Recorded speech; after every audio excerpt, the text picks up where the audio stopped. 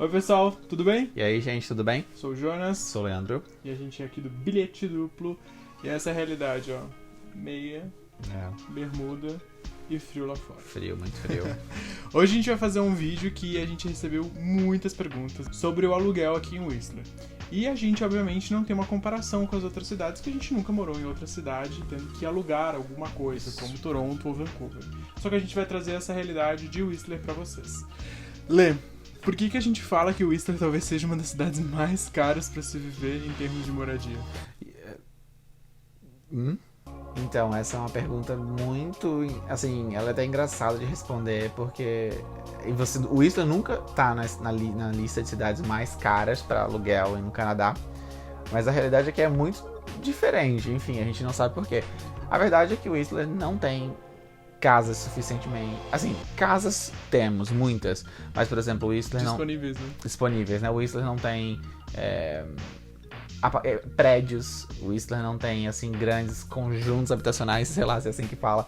Enfim, esse é o grande problema de Whistler, né? O que acontece na cidade é que o Whistler vive essa crise de aluguel há muitos anos, né, Jonas?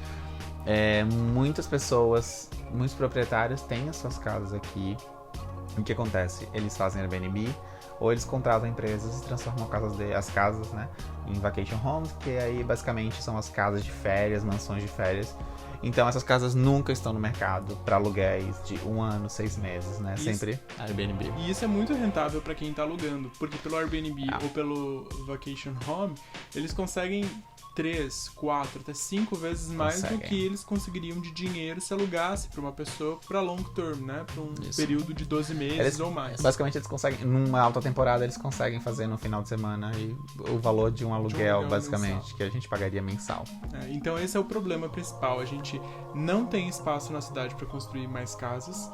Isso. Tem, obviamente, muito espaço, mas é uma questão ambiental, né? De ver os impactos e tudo mais, que é super discutível, porque tem casas, mansões gigantes no topo de montanha, que tem um impacto enorme na natureza, mas eles não aceitam construir um habitacional pra gente mais simples, né? Pra classe média. Então, pois é.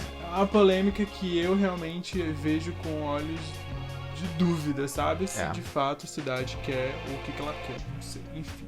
É bem confuso, né? Então, essas casas, né, dão muito lucro para esses investidores, donos de casas, de moradias, ou moradores que têm uma casa grande e tudo mais. Vamos começar pelo início. O Whistler sempre foi um grande resort de inverno, mas normalmente pro-canadense. Quando surgiu a ideia de fazer o Whistler sede, junto com Vancouver, nos Jogos Olímpicos de Inverno de 2010, Whistler recebeu um boom gigante de infraestrutura, a rodovia foi duplicada em vários pontos, infraestrutura dentro da cidade, investimento de hotéis, de rede de hotéis que vieram pra cá, de gente que comprou terreno, construiu casa e, nossa, investimento pesado. Tanto que durante os Jogos Olímpicos de Inverno, os locais contam pra gente que tipo, as pessoas dormiam no carro, porque não tinha nem condição de alugar casa, não pelo preço, porque não tinha disponível. E essa situação eles acharam que ia durar só nos Jogos Olímpicos de Inverno. Só que os Jogos Olímpicos de Inverno vieram como uma grande vitrine internacional e daí os americanos simplesmente quase que compraram Whistler por si só, até porque depois mudou a administradora da montanha, que era canadense, mudou para uma empresa americana, então americanizou a montanha. E isso trouxe os americanos em peso para cá e óbvio que o valor de tudo foi subindo para acompanhar o quê? O público classe AAA que o Whistler estava recebendo. Exatamente. E aí, né, no meio disso tudo ficam as pessoas que moram aqui, que né? trabalham, né? As pessoas que trabalham, então... e digo mais, né? As pessoas que querem morar em lugares não compartilhados, porque aqui em Whistler é muito comum você morar num lugar compartilhado. Então essa galera que tá vindo só pra turistar, que nem quer imigrar, eles só querem vir, não turistar, eu digo só trabalhar e curtir essas férias, talvez tudo bem, porque a cultura deles é uma cultura mais, sei lá, maleável nesse sentido. A gente sabe que a cultura brasileira não é uma cultura de morar numa república e dividir, pode até ser. Pelo menos não na nossa realidade lá no sul, não é muito legal. Então depende muito de quem você é e do que você quer. Então todo mundo que fica a ver navios, assim, porque a gente não tem acomodação suficiente. Quando aparece no mercado, os preços são, tipo assim, altíssimos, assim, coisa de $2.500, um quarto num lugar que é, sei lá, 30 minutos do centro de Whistler. Então, são coisas, assim, absurdas. Então, várias vezes a gente se vê comparando os aluguéis com Vancouver, por exemplo, um aluguel em downtown, no West End, por exemplo, em Vancouver, de um quarto que custaria, sei lá, $1.900, $2.000. $2.000 aqui é, tipo assim, muito difícil. Então, e claro que quando aparece uma oportunidade no mercado, tem, sei lá, várias aplicações. 100 pessoas esperando por aquela oportunidade. Então, é bem difícil, é bem concorrido. E isso é um pouco desmotivador também, né? Eu acho que isso é um dos fatores de que não atrai canadenses para morar aqui. Então, o Whistler vive também essa crise de emprego, no sentido de que quer recrutar canadense, mas não tem, porque eles não querem vir para cá. Então, obviamente que a mão de obra na sua maioria, internacional. Basicamente, a cidade tem muitas casas, a maioria vazias, esperando só que o dono fique ali 2 semaninhas de férias, dá beijo na cidade, tchau, e aquela casa fica vazia. E as pessoas acabam tendo que se agrupar em casas. Por exemplo, teve casa que a gente já foi que tinha 14 pessoas morando na casa, algo absurdo. Você tem noção, tem casa que eles colocam a cama no meio da sala e você paga tipo um valor de $700, $800 por isso. Por exemplo, o nosso apartamento é pequeno, é muito pequeno, eu acho absurdo. A gente nem pode chamar de apartamento, né? Estúdio, né? Enfim. E a gente paga $1.500. Com $1.500 a gente consegue alugar um apartamento de um quarto em Burnaby ou outra cidade, não? Em Surrey a gente conseguiria. Enfim, mas pelo menos conseguiria com máquina de lavar, alguma coisa assim. Aqui é tipo muito difícil e é sempre assim, né? O morador tendo que dividir a casa com outras pessoas, que o próprio morador, o local, não consegue bancar as contas sozinho com o salário. Então é toda uma dificuldade. E é engraçado porque esses custos de aluguel variam muito e a cada ano aumenta. Daí chega a pandemia, a gente viu que faltou internacional aqui, o cara que vem pro Work Holiday Visa, o que aconteceu? Todo mundo que tem casa para alugar se desesperou, jogou o preço lá para baixo. E, sabe? Então, tipo assim, é muito chato essa coisa de demanda, né? Enfim, eu entendo e tudo mais. Os locais, inclusive, quem é local e vive de aluguel, odeia o Airbnb, porque o Airbnb veio pra botar mais fogo na linha da crise de imóveis aqui de Whistler.